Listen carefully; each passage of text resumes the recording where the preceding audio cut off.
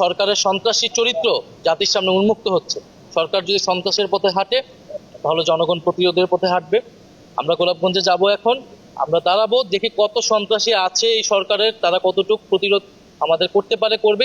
কিন্তু আমরা গণভোটের গণরায় সংস্কার বিচারের পক্ষে, জনগণের অধিকারের পক্ষে আমাদের কর্মসূচি অব্যাহত থাকবে। যেহেতু আইন শৃঙ্খলা বিষয়, যেহেতু দায়িত্বে রয়েছে স্বরাষ্ট্র মন্ত্রণালয়, আমরা তার সঙ্গে স্বরাষ্ট্র মন্ত্রণালয়ের সঙ্গে আপনাদের কোনো যোগাযোগ হয়েছে কিনা? প্রতি সপ্তাহে সর্বোচ্চ বার বিকাশ পেমেন্টে 50 জন হবেন পেমেন্ট চ্যাম্পিয়ন। জিতে নিন টিভি সহ আকর্ষণীয় সব প্রাইজ। আমরা আমাদের নিরাপত্তার প্রতিটি ক্ষেত্রে আমরা স্থানীয় প্রশাসন, আমরা আইজিপি সবাইকেও অবহিত করেই সব জায়গায় যাচ্ছি। গতকালকে যখন হবিগঞ্জে এই ধরনের ঘটনা ঘটছিল তখন আমরা জানিয়েছি। আজকে গোলাপগঞ্জে কিন্তু তারা বলেছিল সম্পূর্ণ কিছু হবে না, সম্পূর্ণ নিরাপত্তা থাকবে, সেখানেও গাড়িতে হামলা হয়েছে।